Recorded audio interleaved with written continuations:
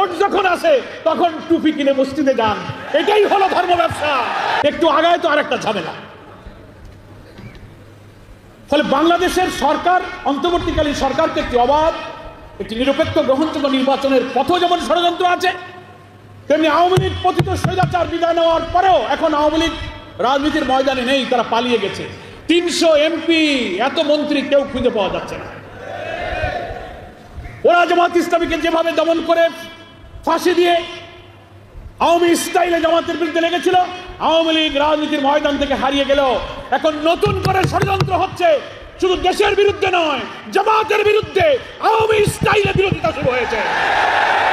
আমরা ওই সমস্ত ষড়যন্ত্রকারীদের বলতে চাই, আওয়ামী লীগ ক্ষমতা রাজনীতি থেকে বিদায় নিলেও আপনারা যারা আওয়ামী স্টাইলে আবার জামাতের সমালোচনা শুরু করেছেন, আপনাদের কথার বন্ধ থেকে, কথার ভেতর থেকে কিন্তু ফ্যাসিবাদের গন্ধ পাওয়া যায়। ওরা জামাত ইসলামীকে ধর্ম ব্যবসায়ী বলেছিল, ওরা স্বাধীনতা বিরোধী বলেছিল, ওরা ৭১ বলেছিল। আপনি সে আওয়ামী স্টাইলের কথা এখন শুরু করেছেন কেন? জামাত ইসলামের বিরুদ্ধে যারা ষড়যন্ত্র করেছে, ইতিহাসে তারা পতিত স্বৈরাচার হয়ে বিদায় গ্রহণ করেছে। খুব সাবধান হয়ে কথা বলবেন। কোন জায়গায় হাত দিয়েছেন? যে মহান আন্দোলনের প্রতি আল্লাহর করুণা এবং ক্ষমা, বড় বড় শক্তিধররা এই আন্দোলনকে নির্মূল করার চেষ্টা করে নিজেরাই নির্মূল হয়ে গেছেন। আপনারা সেই অপরিণামদর্শী পথে পা বাড়াবেন না, আপনাদেরকে কিন্তু সেই পথেই হয়তো পরিণাম ভোগ করতে হবে। ধর্ম ব্যবসায়ী আমরা না, আমরাই বরং ধর্মকে মানি এবং ধর্মের ভিত্তিতে, ইসলামী আদর্শের ভিত্তিতে জীবন গড়ি এবং সমাজ গড়তে চাই। আমরা ধর্ম ভিত্তিক রাজনীতি করি। আর যারা ব্যক্তিগত জীবনে, পারিবারিক জীবনে, সামাজিক জীবনে ধর্ম মানেন না, কিন্তু ভোট যখন আসে তখন টুপি কিনে মসজিদে যান, এটাই হলো ধর্ম ব্যবসা। সারা বছর নামাজ নাই, রোজা নাই, দান নাই, খয়রাত নাই, ভোটের সময় আসে নতুন পাঞ্জাবি, নতুন টুপি, ঘন ঘন মসজিদ, পকেটে আতর, যায় নামাজ, মাশাআল্লাহ, সুবহানাল্লাহ, ইন্নালিল্লাহ, আলহামদুলিল্লাহ, মুসাফা, কুলাকুলি। এইটার নাম হলো ধর্ম ব্যবসা। আমরা ভোটের সময় ধর্ম মানি না, সারা বছর 12 মাস আল্লাহর গোলামি করি, 12 মাস আল্লাহর ইবাদত করি। ভোটের মৌসুম সামনে রেখে যারা ইবাদত করেন, তারাই হচ্ছেন ধর্ম ব্যবসায়ী। স্বাধীনতার 53 বছর পর স্বাধীনতার পক্ষ বিপক্ষ ধোয়া তুলে জামাত ইসলামীকে যদি সাইজ করতে চান, তো যারা সাইজ করতেছেন তারাই সাইজ হয়ে গেছে। স্বাধীনতার 53 বছর পর এই জাতির মধ্যে কোন প্রশ্ন তুলে অনৈক্য বিভেদ তৈরি করার এই ষড়যন্ত্রকে আমরা দেশের বিরুদ্ধে ষড়যন্ত্র মনে করি। দুঃখের সাথে বলতে চাই, বাংলাদেশের স্বাধীনতার অনেক পরে স্বাধীন হওয়া, মালয়েশিয়া, সিঙ্গাপুরে, এখন আমরা তো শুরু করেছি, কিন্তু আমাদের সামনে দুইটা চ্যালেঞ্জ। একটা হলো অন্তর্বর্তীকালীন সরকার ক্ষমতায় এসে নতুন নির্বাচনের জন্য একটা পথে যাত্রা শুরু করেছেন। কি বলেন? 5 মাস হলো ক্ষমতায় আসার পরপরই একটার পর একটা চ্যালেঞ্জ। কি দেখছেন না আপনারা? 4টা প্রতি বিপ্লবের চেষ্টা করা হয়েছে। পাল্টা কু, জুডিশিয়াল কু, আনসার কাণ্ড, এই দাবি সেই দাবি, হিন্দু মুসলিম বৌদ্ধ ভাইদেরকে নিয়ে রাজনৈতিক খেলা, সচিবালয়ে আগুন। এই সরকারকেও স্বস্তির সাথে দেশ চালাতে দিচ্ছে না। অসংখ্য নেতাদেরকে গ্রেফতার করে বৃদ্ধ বয়সে তিলে তিলে কারাগারে মৃত্যুর মুখে ঠেলে দেওয়া হয়েছে এবং আমাদের প্রিয় 5 জন নেতাকে ফাঁসিতে ঝুলে হত্যা করা হয়েছে।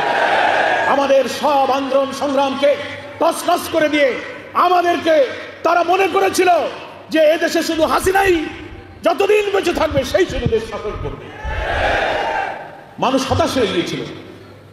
3টা নির্বাচনে মানুষ ভোট দিতে পারে না, কোনো আন্দোলন সফল হয় না, হরতাল সফল হয় না, বিক্ষোভ সফল হয় না, জোট সফল হয় না। মানুষ আমাদের, আপনাদের রাস্তাঘাটে দেখলে জিজ্ঞেস করত যে আপনারা কি করলেন, এ বোধহয় আর যাবে না, এ মরে না যাওয়া পর্যন্ত বিদায় হবে না। কি এরকম কথা বলতো না? কত মানুষ যে চোখের পানি ফেলেছে, সেজদায় গিয়ে অশ্রুসিক্ত হয়েছে। দেশে বিদেশে প্রবাসী বাংলাদেশি এবং ইসলামী আন্দোলনের বন্ধুরাও আমাকে ফোন করে বলেছে, কাবার চত্বর আল্লাহর কাছে গিয়ে কেঁদেছে আল্লাহর ঘর ধরে, এই জালেম থেকে আল্লাহ তুমি দেশকে হেফাজত করো। কত মা, কত স্ত্রী, কত শিশুর চোখের পানি, কত বাপ হারা, স্বামী হারা, সন্তান হারা পিতার চোখের পানি এই জমিনে পড়েছে। আপনারা আমরাও জুলুমে জুলুমে আমরা যখন অতিষ্ঠ হয়ে যাচ্ছি, কারাগারগুলো যখন ইসলামী আন্দোলনের কর্মীদের কারাগারগুলো পরিপূর্ণ হয়েছে, একের পর এক শাহাদাত হচ্ছে, মানুষ বাড়ি ঘরে থাকতে পারছে না, ব্যবসা বাণিজ্য চাকরি বাকরি, আমাদের সোলার ছেলেদের লেখাপড়া সব তছনছ হয়ে যাচ্ছে। একটা কালো যুগ আমরা পার করছিলাম। নিজেরাই যখন আল্লাহর কাছে নামাজ পড়ে অবসরে আল্লাহর কাছে ইবাদত করেছি, হাত পেতে মোনাজাত করেছি, আপনারা আমরা কত কাকুতি মিনতি করে, কাউকে বলা যায় না, শুধু আল্লাহকেই বলা যায়, এমন করে আমরা আল্লাহকে বলেছি, আল্লাহ এই জাতিকে তুমি উদ্ধার করো, আমাদের নেতাদের এই শাহাদাতকে তুমি কবুল করো। আমরা জানি না আল্লাহ তাআলা কার চোখের পানি কবুল করেছেন, কার ইখলাসকে কবুল করেছেন, কার ফাঁসিকে, কার শাহাদাতকে মঞ্জুর করেছেন আমরা জানি না। কিন্তু 24-এর 5 আগস্ট আসমানের মালিক আমাদের রব আসমান থেকে জাতির জন্য করুণা এবং রহমতের ধারা নাযিল করলেন। আলহামদুলিল্লাহ। হাসিনা যা ইচ্ছা করেছিল, হাসিনার ইচ্ছা পূরণ হয়নি।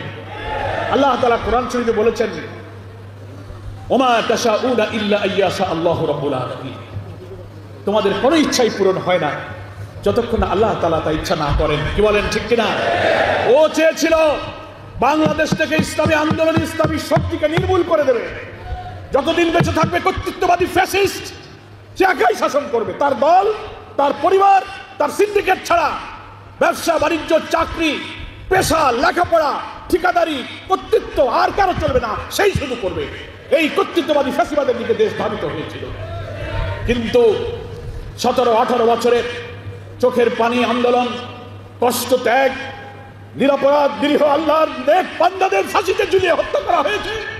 যারা জীবনে একটা মিথ্যা কথা বলে নাই, একটা টাকা হারাম খাই নাই, কাউকে কষ্ট দেয় নাই, 70-80-90 বছর বয়সে বৃদ্ধদেরকে তুমি হত্যা করেছো, ফাঁসিতে ঝুলিয়ে দিয়েছ। আল্লাহর আরশ কেঁপে উঠেছে, কিন্তু হাসিনার হৃদয় কাঁপেনি।